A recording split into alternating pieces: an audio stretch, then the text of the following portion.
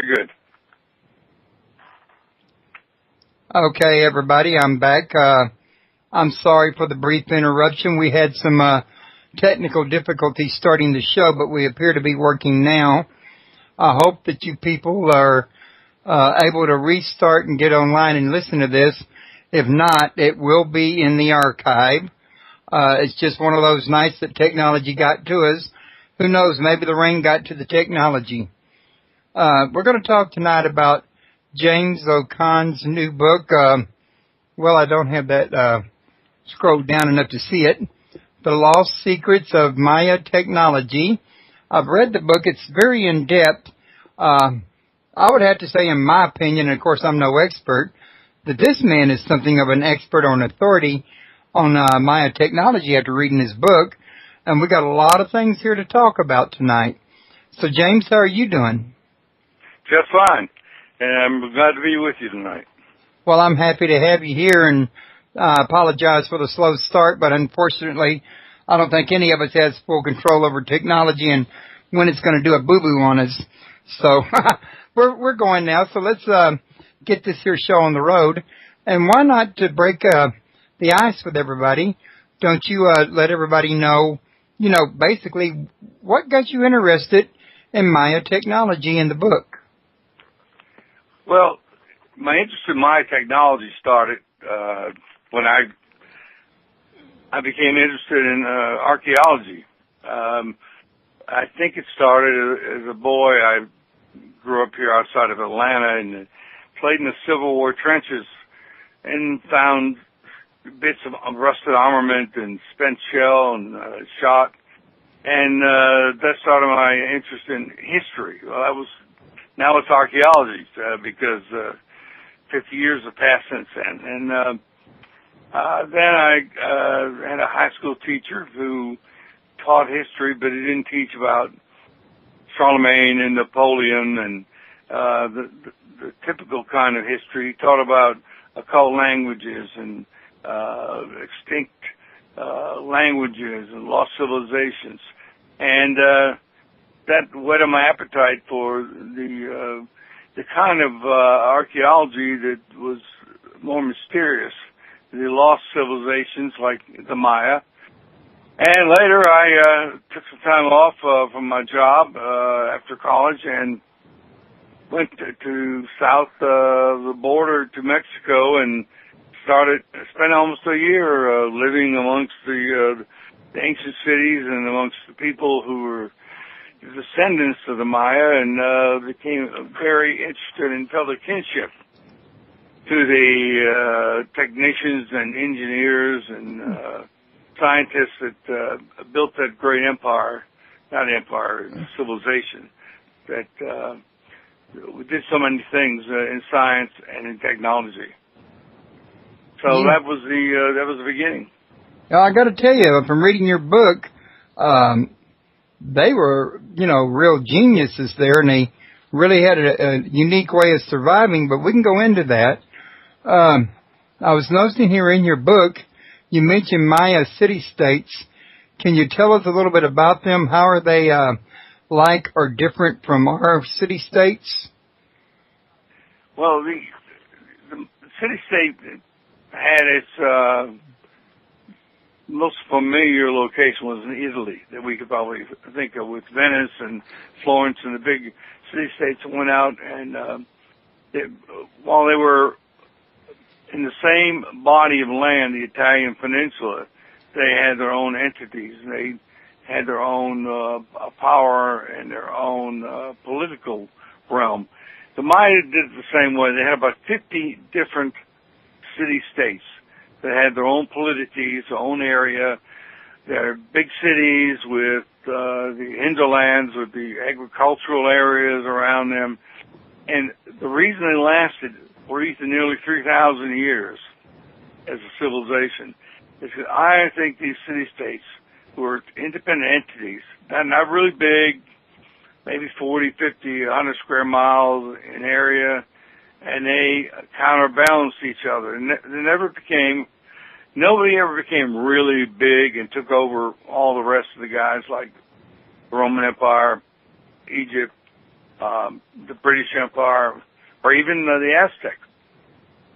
They stayed in balance by developing into this independent nature, this enjoyment of being having the same languages and the same cultures, almost the same languages. There were differences, and the same technology, but still having enough difference that you could tell just by the style which city a certain kind of art came from, or a different style of architecture.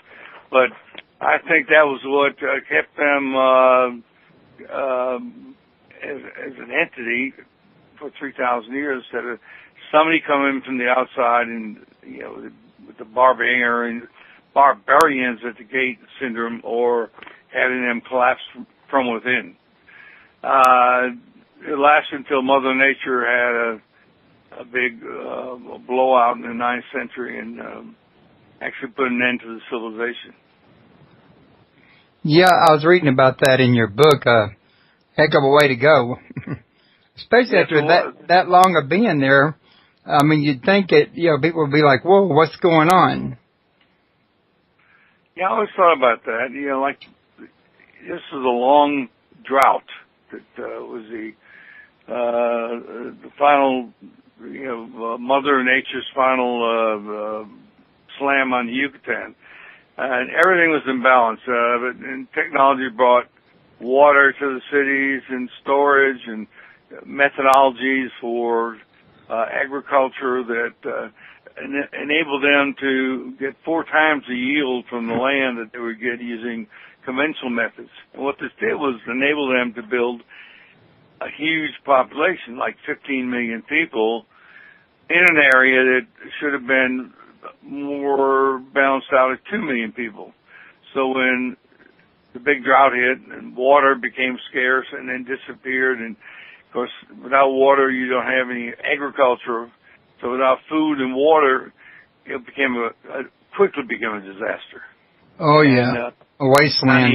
Yeah, that's right. Well, it wasn't a wasteland.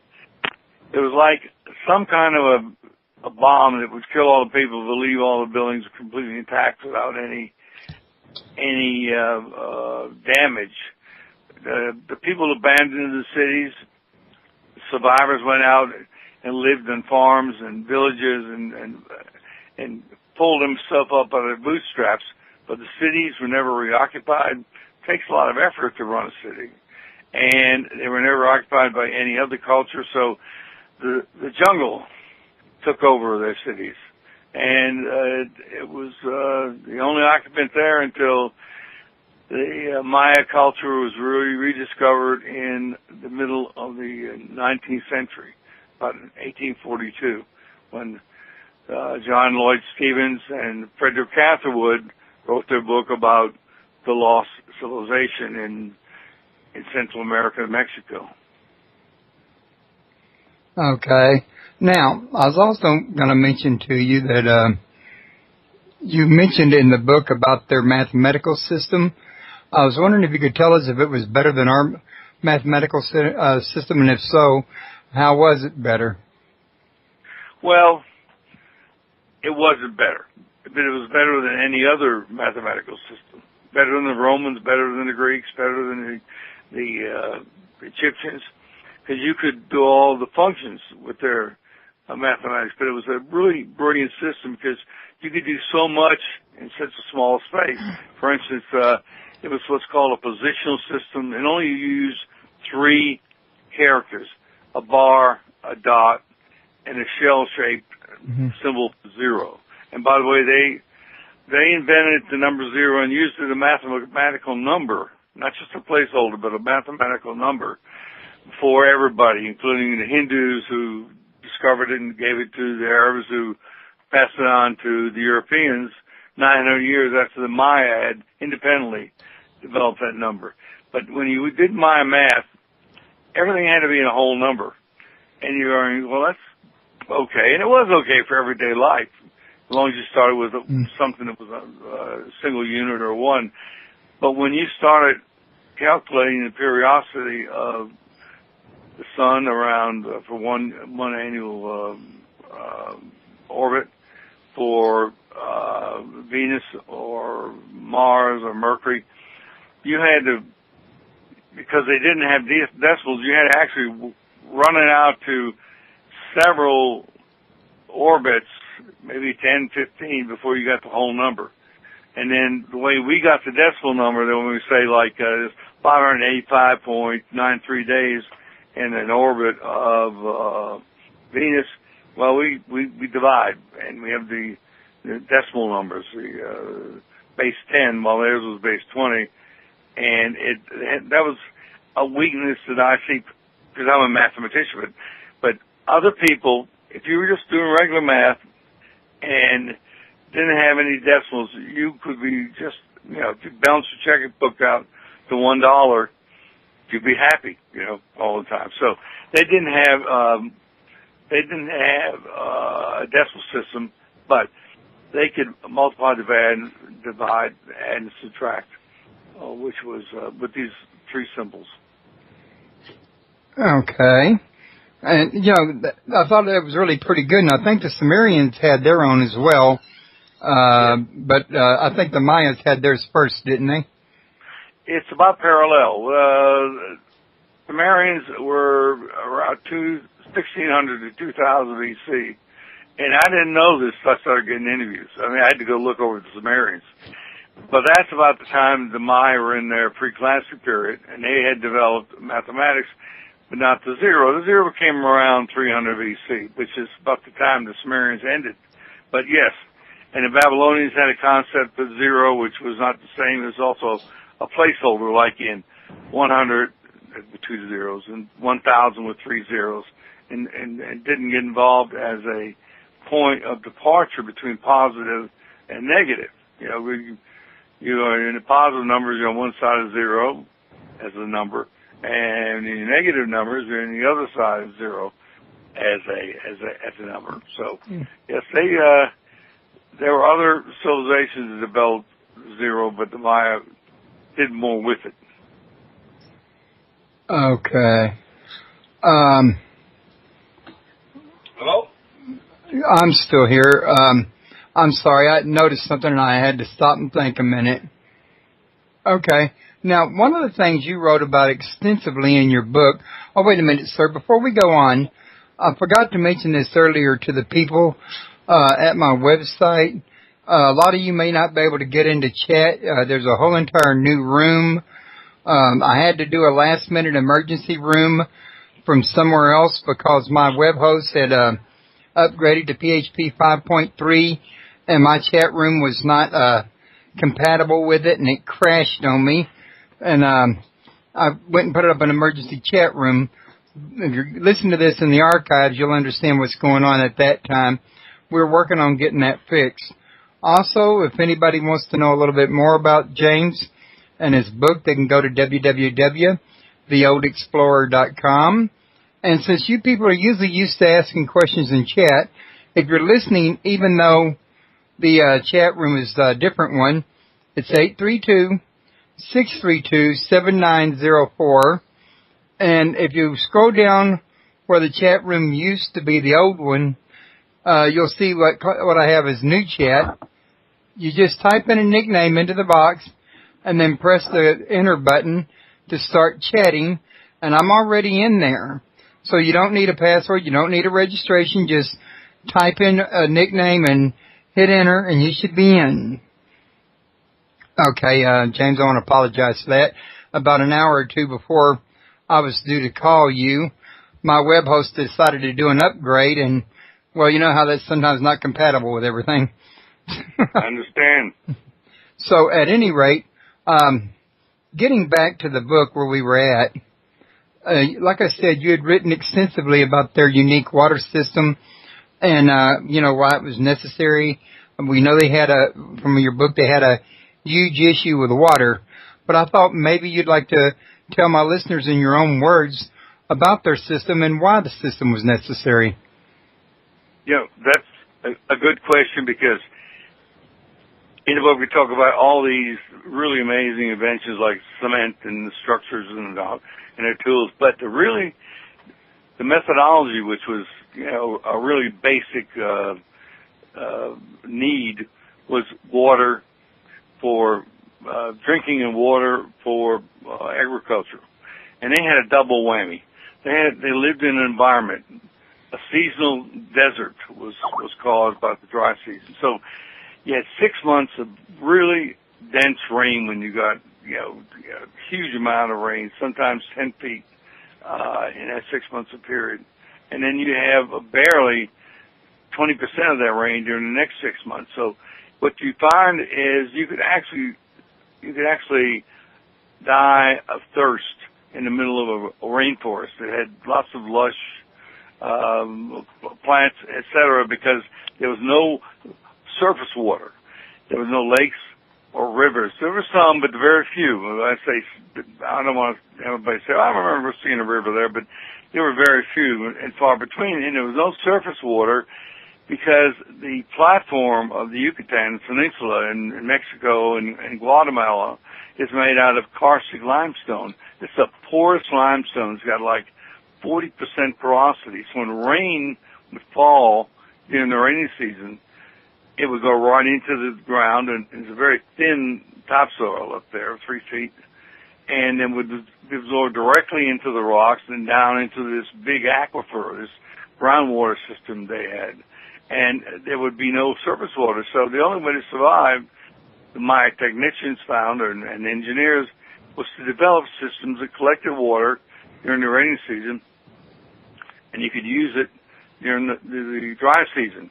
Of course, if you lived in the northern Yucatan, you had the advantage of cenotes. These are natural wells that were caused by fractures in the earth when a giant meteorite struck the Yucatan 65 million years ago.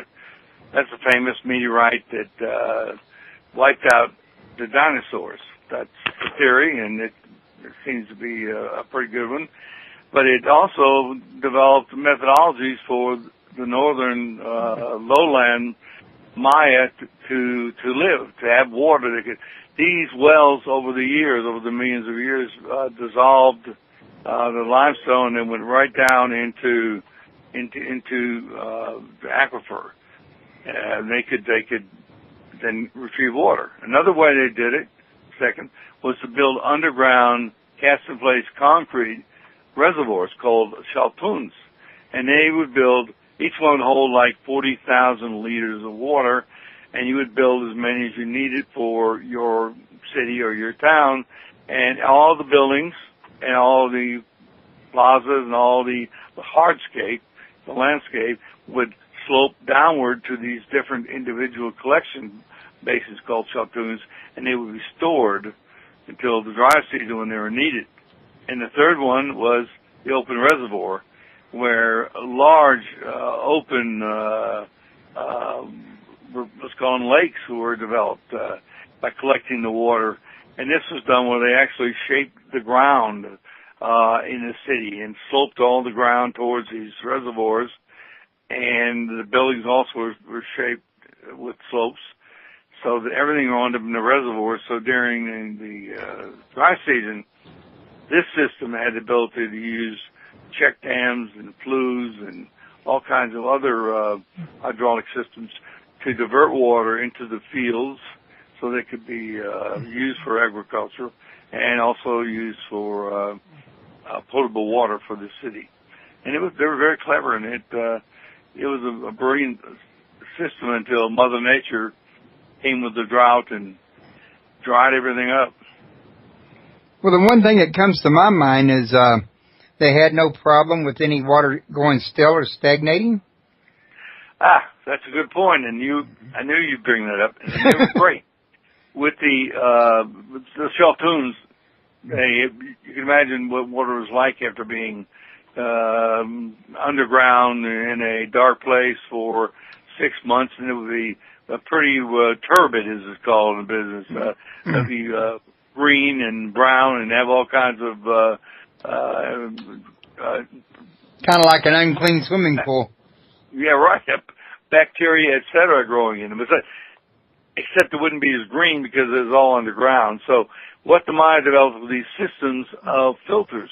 They made several different kinds of filters. One would be a what I call a reservoir filter, which would be like a 2-foot diameter by 3 foot deep, sort of an amphora or a vessel with 2 or 3 inch walls made out of the limestone that I was referring to, the karstic limestone. As I said, it's like 40% porosity, and this simple device would drain the water through its system, and it would take out all but like a 6-micron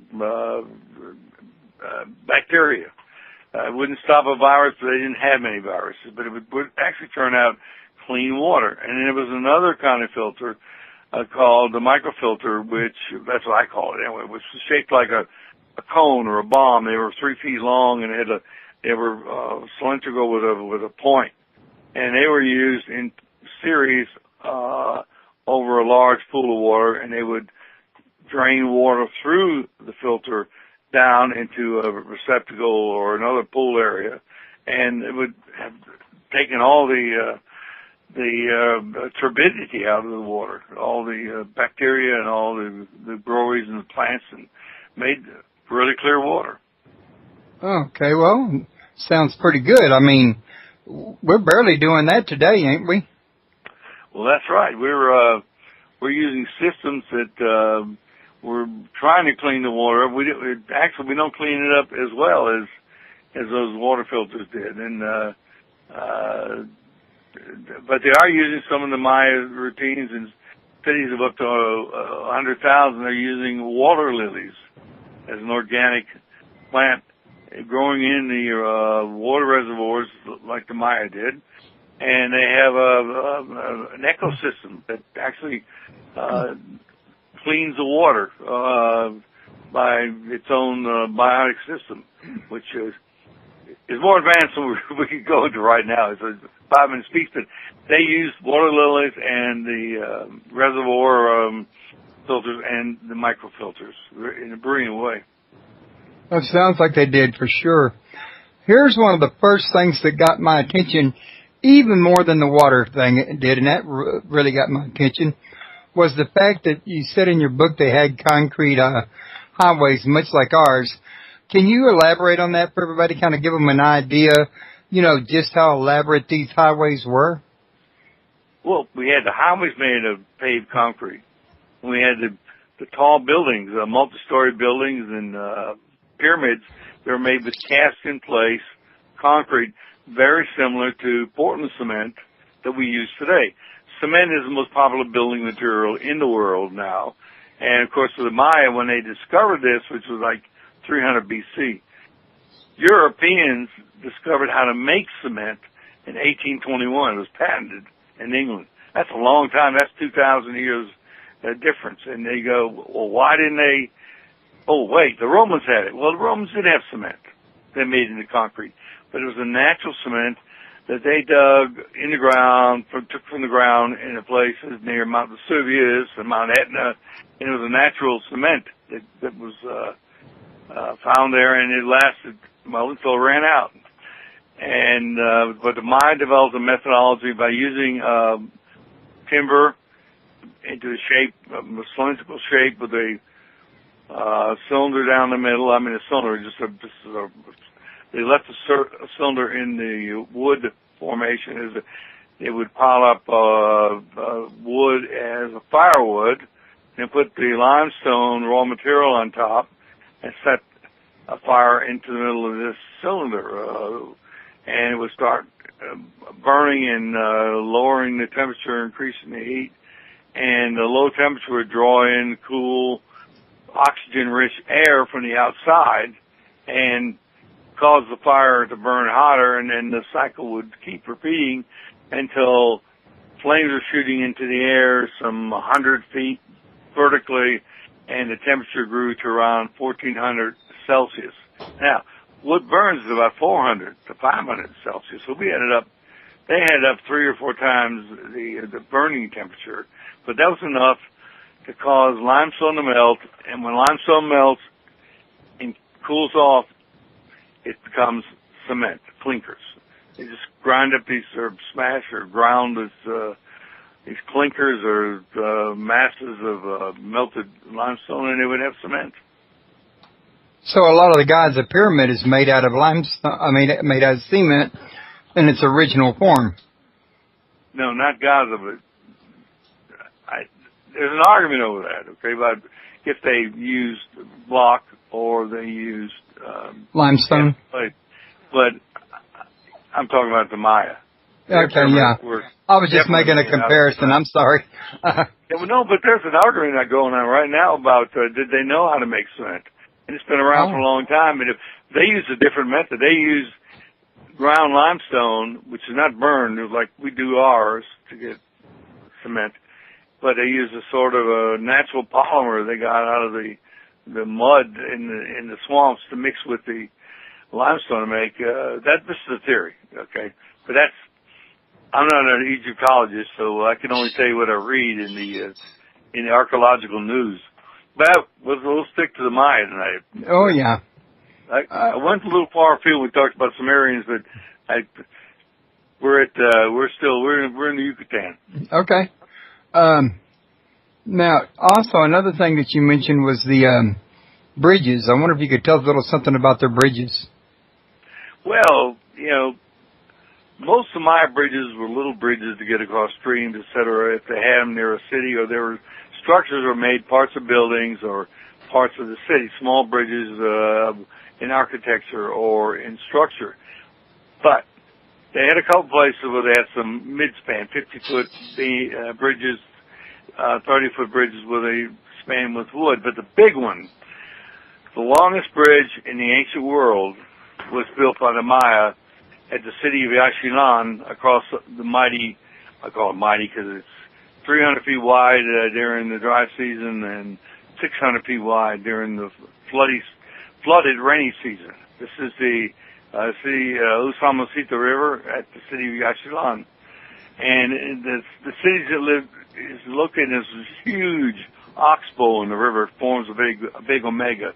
And the wide part's about 3 kilometers wide, say it's about 2 miles. And the narrow part is a really hilly part that is only like, with the banks of each of the rivers, is 500 yards apart. So they had to find a way a lifeline across this river, which was almost impossible to cross because of the speed of the water. This is during the rainy season, flooded. Well, they had huge trees coming down the river, debris, etc. And canoes wouldn't work because of the speed of the water, etc. So they constructed, this is my first big discovery, by the way, and it sort of dovetailed with everything else. They just constructed 2 high, 75-meter tall towers and abutments on the banks, and they built a 3-span suspension bridge using rope cables. I say rope cables because they were made from the hemp or henequen rope that made the Yucatan famous around the world for supplying rope to the 17th, 18th, and 19th century till synthetics like nylon rope took over, or steel cable. And I spent several years visiting the site at Yaxchilan, doing surveys, and then going back to my office in Atlanta and running these through the computer and doing all kinds of 3D modeling until I came up with a really great solution where we had this 3-span geometry of like the Golden Gate Bridge, 2 outside spans and 1 in the middle, and I found 3 structures that were still existing that lined up perfectly. That were the bridge approach on the Grand Plaza of the city, and the 2 foundation and structures for the towers. I didn't go on the Guatemala side in that time because the Civil War was going on, and the guerrillas had planted landmines. And after a couple of people didn't believe the story, and they went over there and they didn't come back because they were blown apart. I just thought that discretion was a better part of valor, and I did not explore that side. Some people actually criticize me today for that. but I'm still got both legs. But I found the solution. I did a 3D model of it and did a fly-through with 3D dimensional aspects, flying down the river and over the bridge and meeting the king and queen.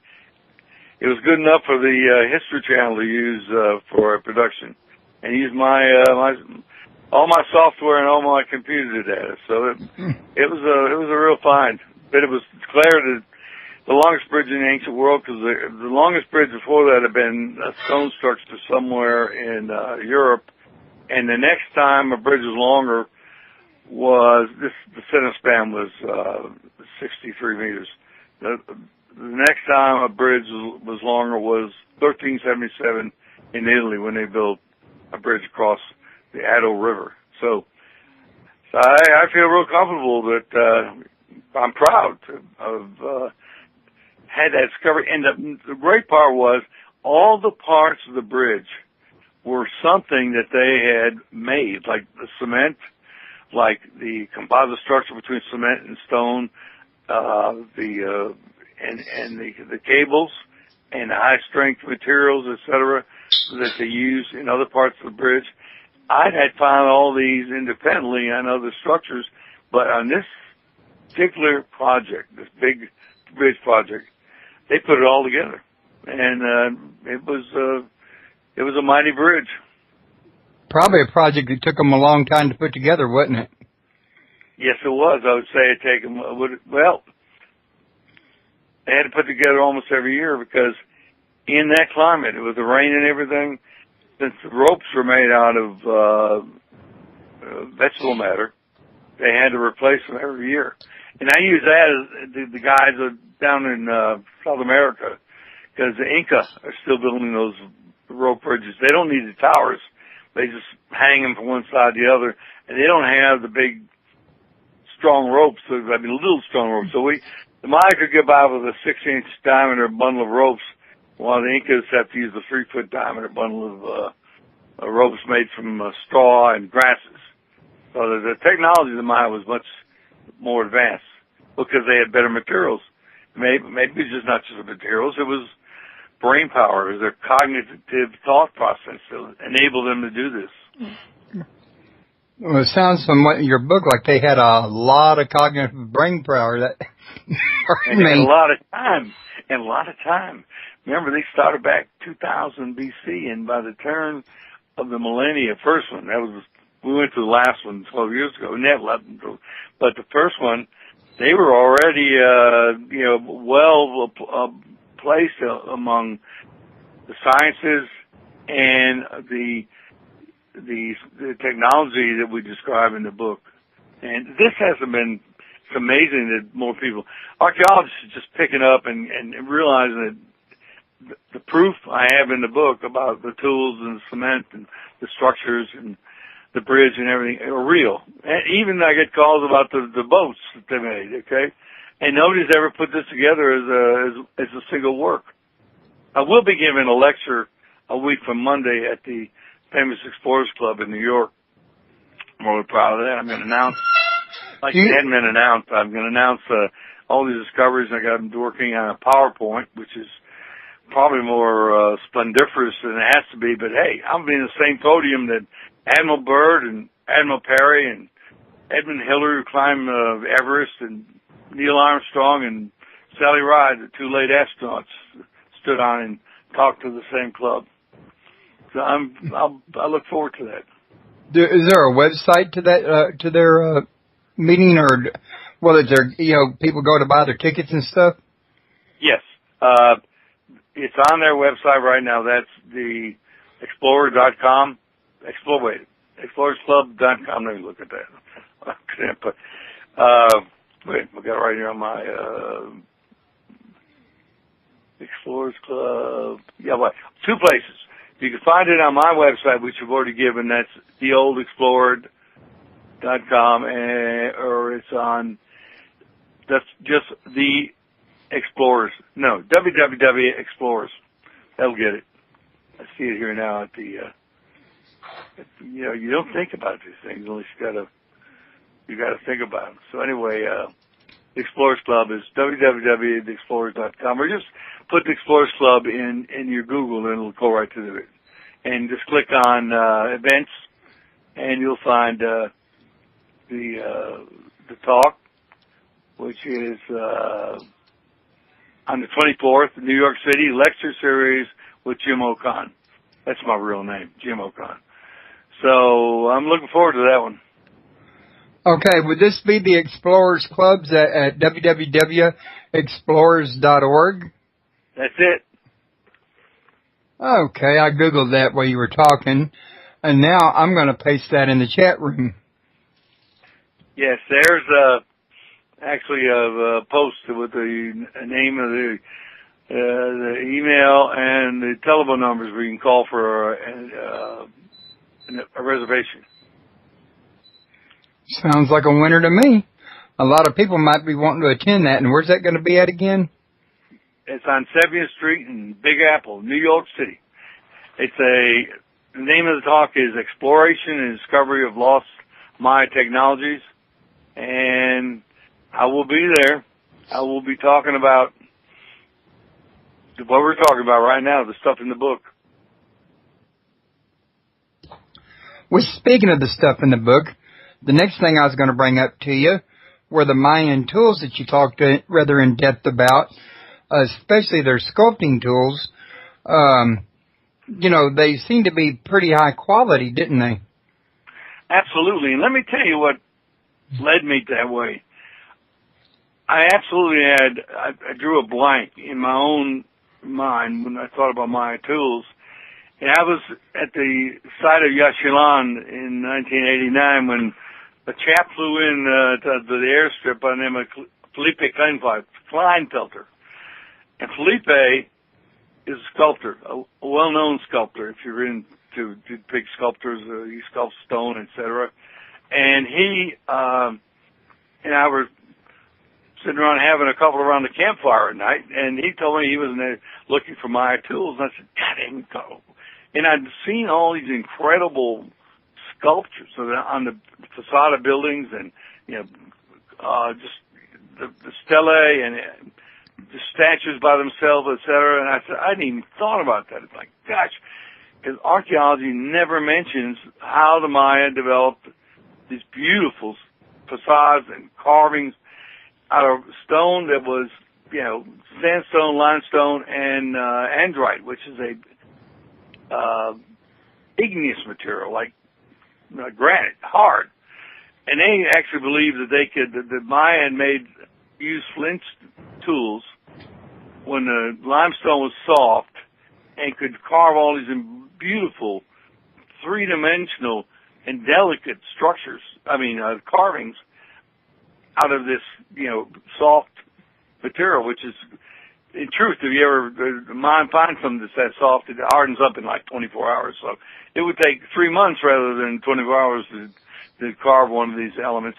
So Felipe started a hunt, and I joined his search and found these tools that you see in the book, the chisels and the gouges and the adzes and the axes and all the punches. They were made from jadeite. Jadeite's a material that's usually used in fine jewelry. In fact, it was lost. The source of jadeite in this country was lost for thousands of years. In fact, European geologists thought that all the jadeite they found in the Maya tombs was imported from China, which is totally ridiculous. Okay? We didn't have trade with China back 2,000 years ago, not that we know about. So in the 70s, some people found some of the mother lodes along the Montagua River in Guatemala, and this river is along a tectonic fault plate, which rubs together and develops jadeite 15 miles deep and at relatively low temperature and high pressure, and it makes all colors. Well, the Maya really treasured a green and a blue color, while the black, which you saw in the book, had the same properties. It had just the same hardness, harder than iron, and tougher than steel because of this intergranular growth. and they developed methods of shaping these jadeite pieces into tools, and they had to use really tough materials to shape them. And they'd already learned before they made the tools, best we can tell, how to make really fine jewelry. And so if you make fine jewelry, then it would be just an easy step to make the jewels that could be used for carving those beautiful, otherworldly, exotic styles that we see in their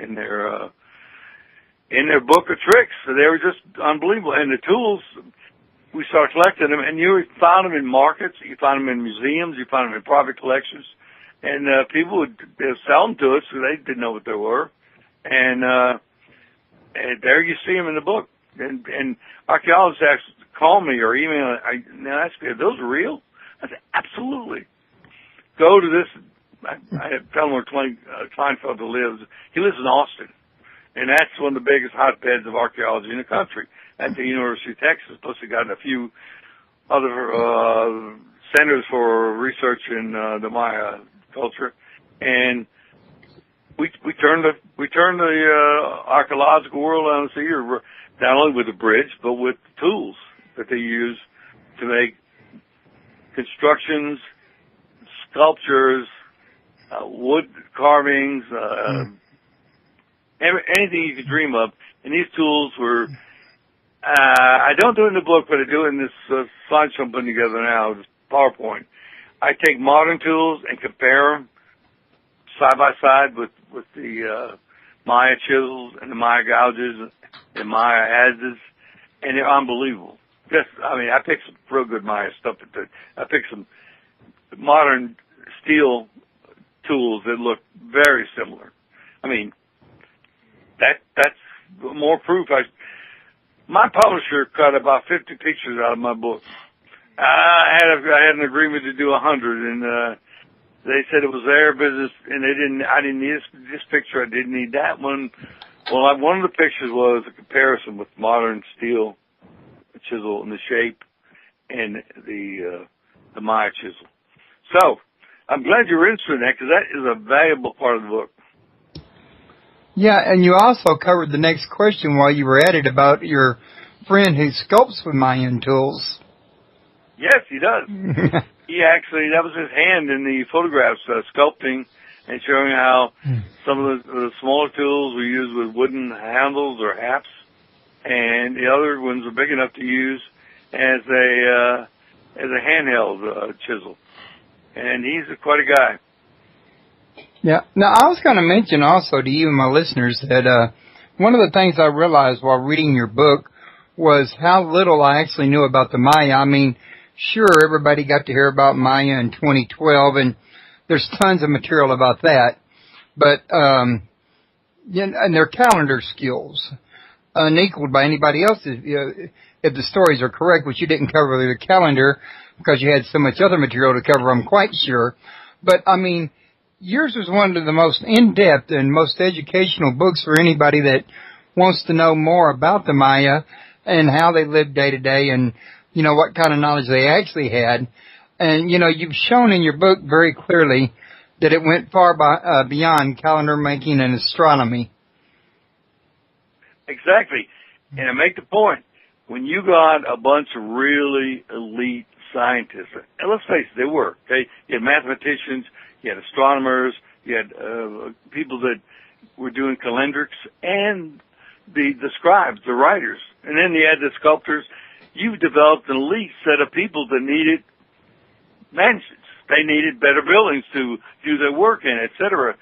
That's when technology came forward and took this cement and the tools and made these unbelievable structures, all with that basic module. Remember I showed the Maya arch as a basic module, how you could make one building, one-level buildings, or two-level buildings, or three-level buildings, or circular buildings by rotating it around an arch, or maybe a pyramid with the temples on top and with the roof combs. All of this was done, and it sort of was spawned by the brilliant logic of the elite, and then of course you get these were elite people that were working on science, and had to have somebody that was the king. He wanted better buildings, he wanted palaces. And there was always the religious guys, so they had a lot of temples and stuff like that. So, before you know it, you had a city. And that's how those city-states got, so many got developed. And they were like, not only, one of the big things that I make a deal about in the book is archaeologists, and they're starting to do this more and more to be aware, didn't realize that the Maya were such great traders, and it was big business. It ran each individual city-state. They made something or mined something or had some kind of a special trade good that they could trade with not only other city-states, but outside.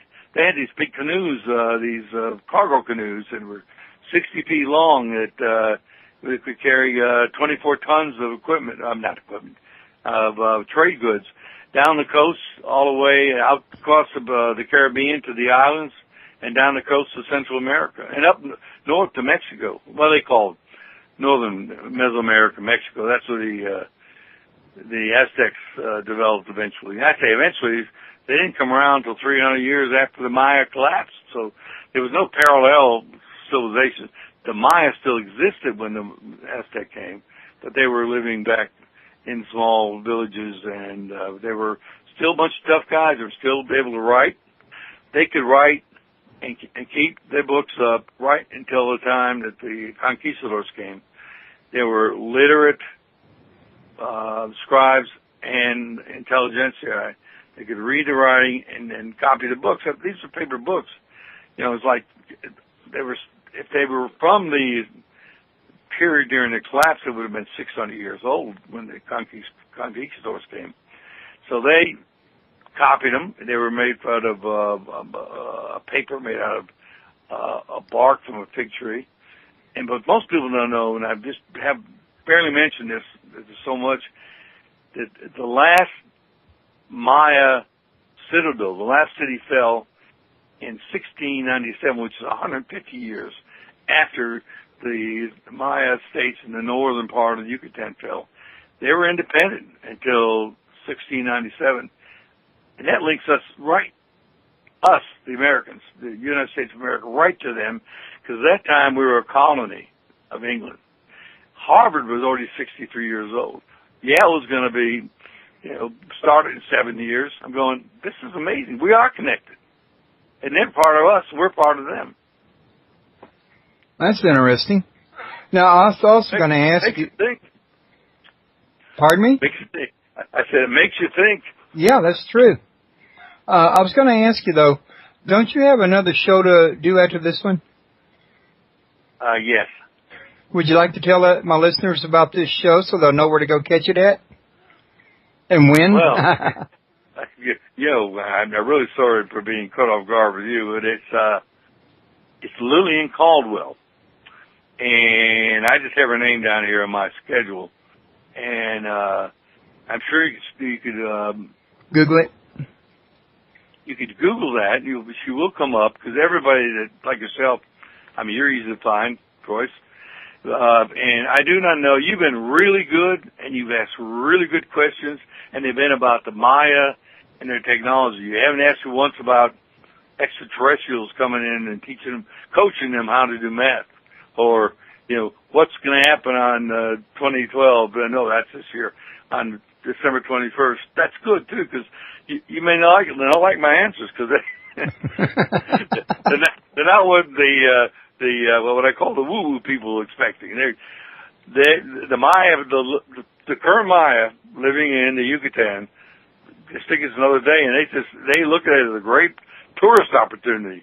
Millions are coming down to the Yucatan, to the ruins, and they're going to be there on the 21st when they wake up, and I don't know what they expect, but they're only going to have, this is what I tell people, they're only going to have 4 more shopping days till Christmas. Well, people laugh at that, because they have no other concerns that there's something bad's going to happen today. In fact, they've only found the date twice. one at a place called Tortuguera, and recently at El Corona in Mexico.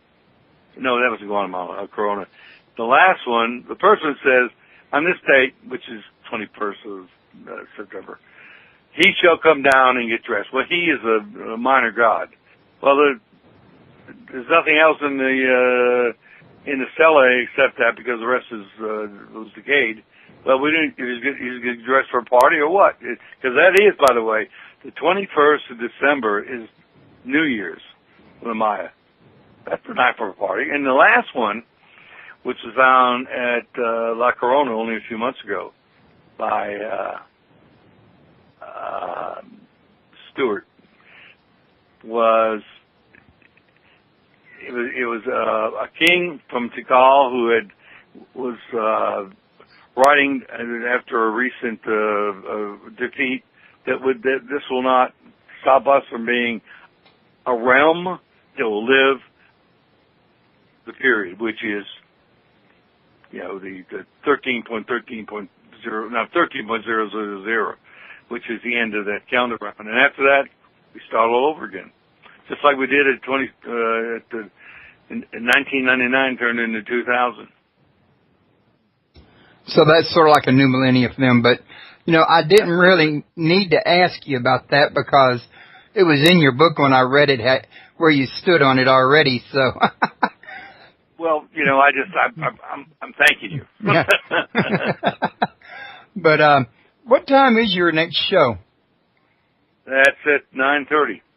9:30 in Eastern time. So you're like an hour ahead of me. So you got about another almost hour before your next show starts, right? Yes, sir. Okay. I didn't want to hold you up and get you in trouble with that host. Oh, no, man. Listen, I enjoy this. I mean, you ask really good questions. Some people will call me and they won't even have the book and they hadn't read it, and they've got to search for questions. So, thank you for reading my book. Oh, you're welcome. I really enjoyed it. It was very educational. I do have some interest in the Maya myself, and it really did me a lot of good to see there was a lot more to them than just the calendars and the, astronomy, because I was like, that doesn't make any sense that they'd have such advanced in this and nothing else. Exactly. You see their cities, they're beautiful, carved facades and graceful palaces that have been restored, or not restored, but they call them consolidated. They put together as many pieces as they could find to make it look like it was before, and they've done a great job. And these were elegant places, and they were first class. But they had to get there. Not some bureaucrat couldn't carve that carving or build that building or build that road. That's something we talked about. The roads that went straight to the jungle, paved, 30 feet wide. I mean, these are the best roads in the world until we built our interstate highway system and the Autobahn. I'll throw the Autobahn in too. They were thousands of miles of these roads. In 1910, I always ask people this question because 1910, the United States only had 114 miles of road paved. Okay. That's not much. And they were way ahead of their time. I know here in Houston, it takes them forever to build a road. You had no idea how long it took them to finish building 610 all the way through. That was years. Well, here in Atlanta, they got I-75 and I-85 merging downtown. And every few years, they finish and they start at the other end. I'm so good. It's amazing. I mean, when I got out of school, Georgia Tech back in 1960, I went to work for what was called the Highway Department in those days. It's called the Department of Transportation now.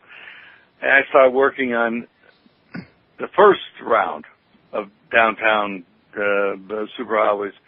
And then the second round came around in the 80s. And now we're widening those roads and building wider bridges, and it just keeps on.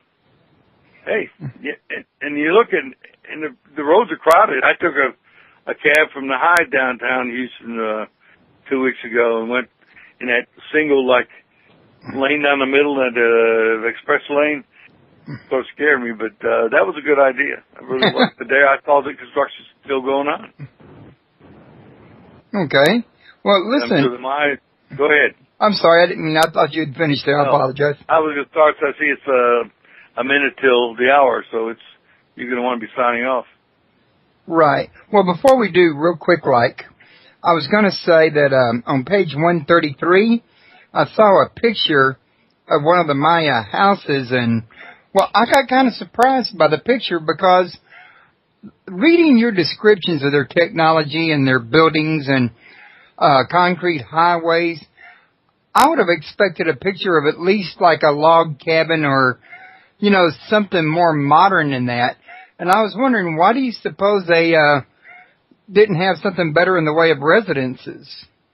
Well, this very house you see here was a house that they had, this is called a N-A, back before they developed these beautiful buildings and this Maya arch.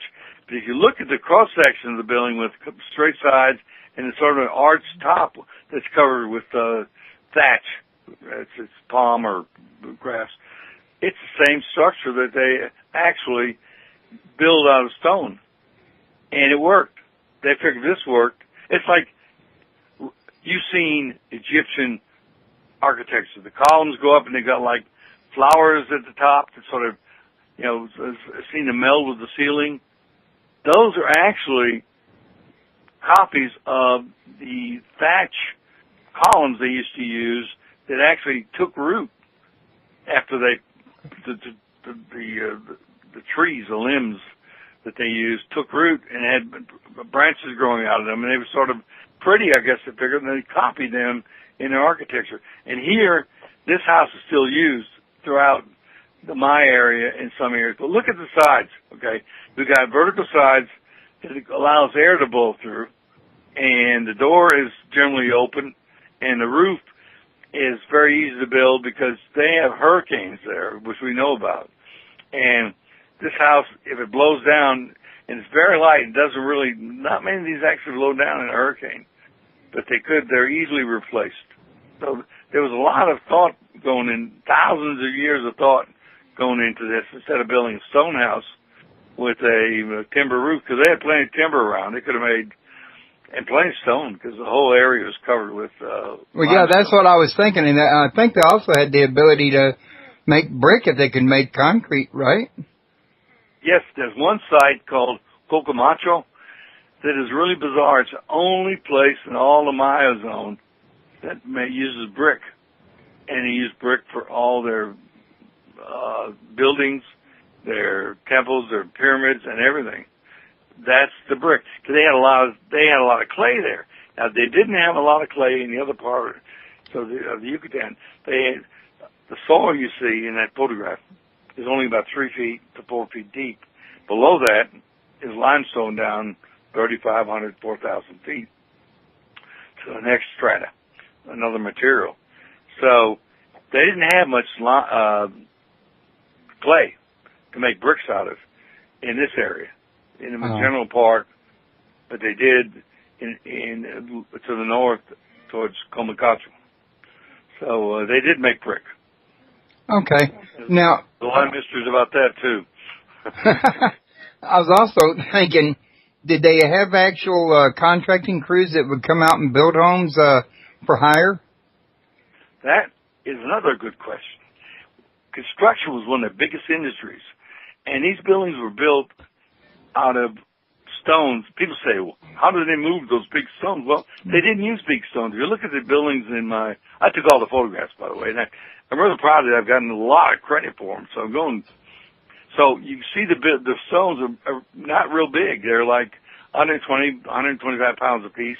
That's what one man could carry in a load on a dump line. And the backpack that was the sort of head strap device that was the main cargo carrier.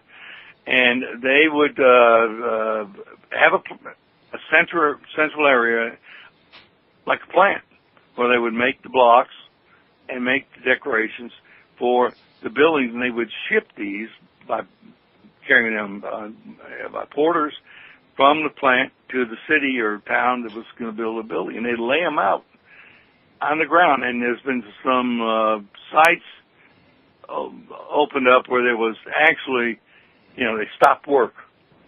I don't know if it was a strike or it was an attack or the thirst finally got them. where the facade is laid out on the ground, ready to put up on the structure. So they made these buildings in a prefabricated manner and put them together on the site after being constructed in some central shop area. They did that. So they kind of had their regular construction crews. Yes, sir. They did. And there were specialists that did that. And a lot of the work was done by impressed labor. You paid your taxes by working on a project like the road or a temple or something like that needed to be built. And you would work so many days or months to do your share. And we'd have some supervisor that would, most of the work that was needed to be done was carrying these stones from the plant to the site. And they didn't have to be stonemasons, but just helpers. Well, that was pretty handy. Yes. Well, if you were to venture a guess, how would you say the Mayan attained such high technological knowledge? How did they attain it? Yes, sir. Practice. No, I'm not being funny. Practice. They had plenty of time. They had 3,000 years. Look what we've done in 200 and what have we got now? 35 years? That's it. Those 7 years, okay? The United States has come from horseback to Mars, okay? And we've been at Mars a long time. It's been almost 50 years since we walked on the moon. So, just think we had 2,000 years to work with before we had what was declared the classic period, which was 900 years long, which is 3 times the length I'm talking about the United States having. They had the same intellectual motivation to solve where are we going to get the tools? We don't have any iron. How are we going to carry stuff because we don't have a wheel? We don't have any beasts of burden. We have the wheel, but not beasts of burden. How are we going to build without cement? Blah, blah, blah. All these things came out of this thought process. The same thought process that developed the mathematics and the astronomy and the calendrics and the writing. It was a case of necessity is the mother of invention. There was more necessity for getting water, agriculture, building materials than there was for, figuring out mathematical problems. Not that it wasn't important. It was you had to be a special type person to want to be like now. Special people being mathematicians. Yeah, that is true. Now, what is a Sacbe? S-A-C-B-E. Sacbe. Yeah. That's a word that means white earth in Maya.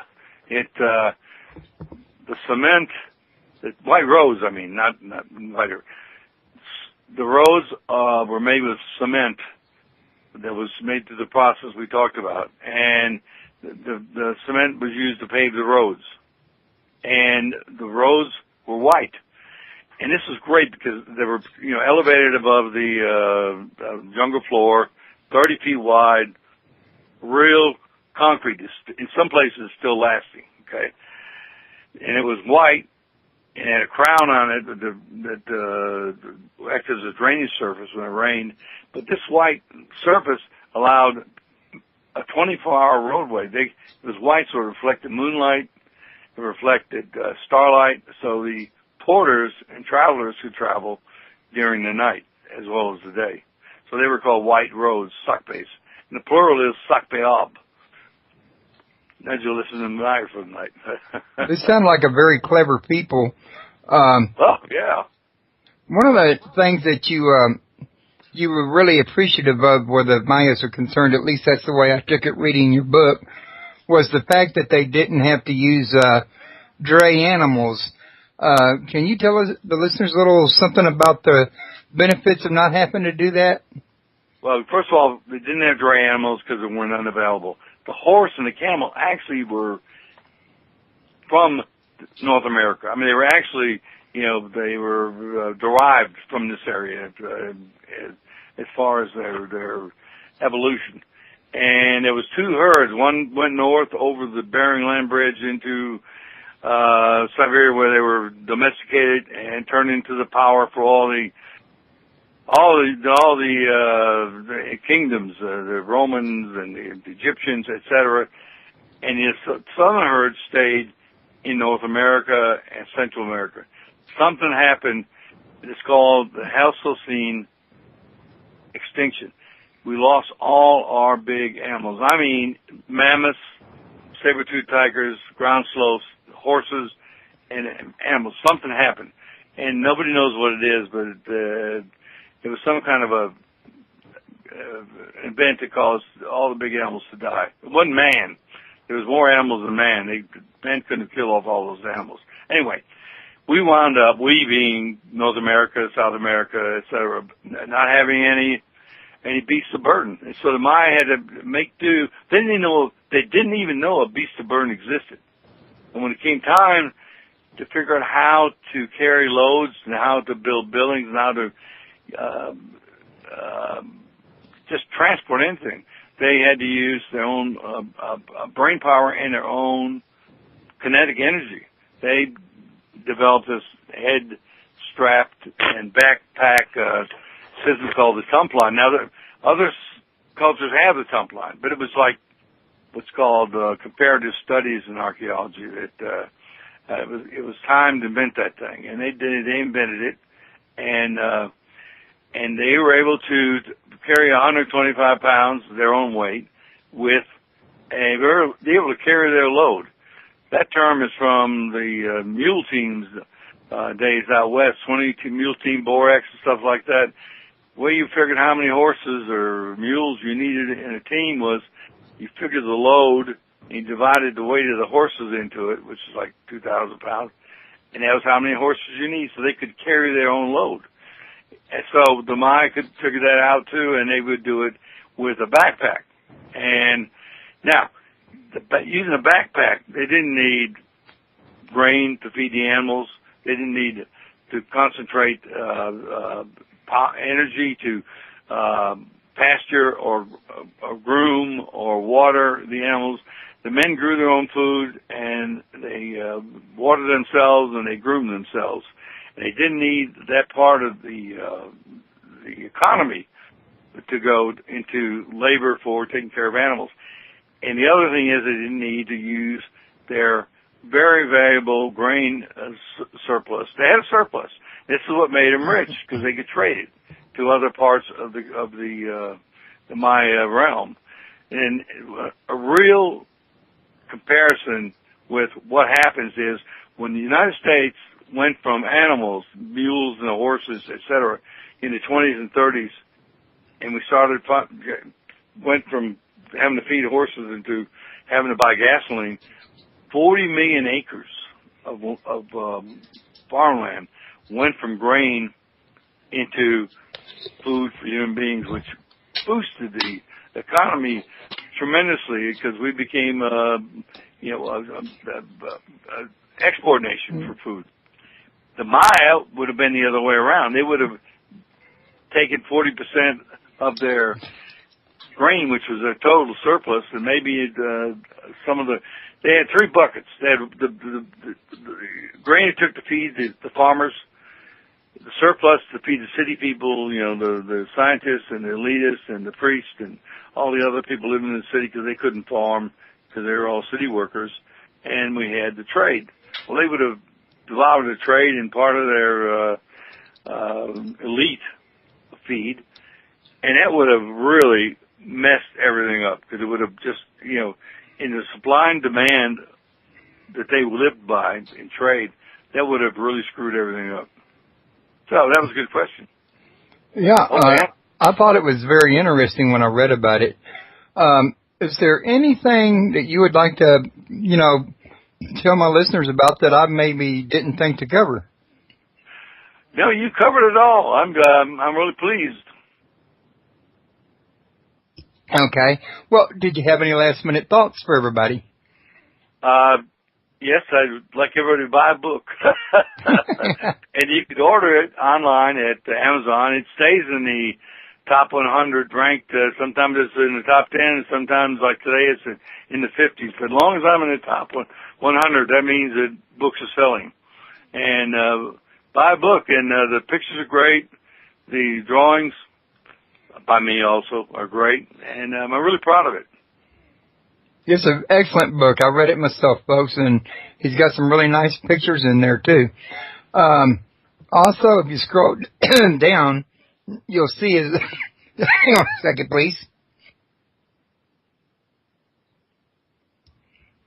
Pardon me, I caught a little frog in my throat all of a sudden there, and I had to kind of get rid of it. At any rate, you can see his description for this show in his picture and a link to his website, as well as the fact I've been posting them in the chat room periodically. But if you look at the bottom of that description, you'll see I got a link to his book. And if y'all click on it here to get to Amazon, I get a commission on that, and I don't mind putting a shameless plug in every now and then since I don't charge for the show. If you're interested, you want to buy it, get to it from here. It's just as good as you can going directly to Amazon. And in fact, it goes directly to the book. Also, tomorrow, or the next day, I'll be moving him, actually tomorrow, into the archives section to make room for the show I got coming up tomorrow evening, which is the Unfoldment with Neil Kramer. I hope everybody will come for that. But he will be in the archive from then on. Also, James, I'm going to be posting this show with your picture and mine to YouTube, to Media Cafe, and to Daily Motion, and I'll be sending you links to that and to where I posted in my own website. Excellent. Alrighty, well, I'm going to go ahead and call that one a wrap. We've been on here a little bit over an hour, and I'd like you to have a little time to prepare for your show. Thank you. I need to take care of some business myself, but it's been a real pleasure having you, and I want you to have... Again. I was about to say, I want you to have an open door invitation to contact me if you ever want to be on the show, or like you just invited me, I can always contact you. Okay. Okay. Excellent. So, put me in a list to call back. Okay, we'll do it. Thank you have you, a good one. I shall. Goodbye. Bye-bye.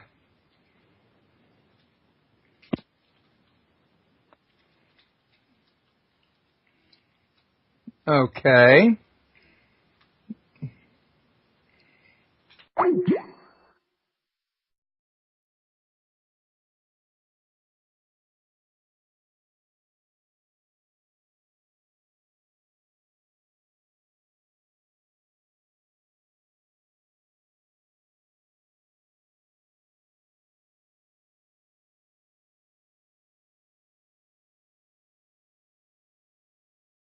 Very good.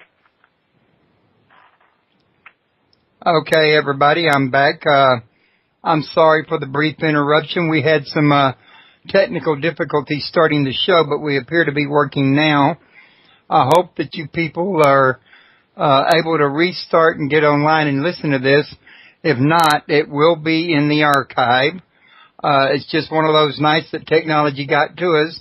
Who knows, maybe the rain got to the technology. We're going to talk tonight about James Okon's new book. I don't have that scrolled down enough to see it. The Lost Secrets of Maya Technology. I've read the book. It's very in-depth.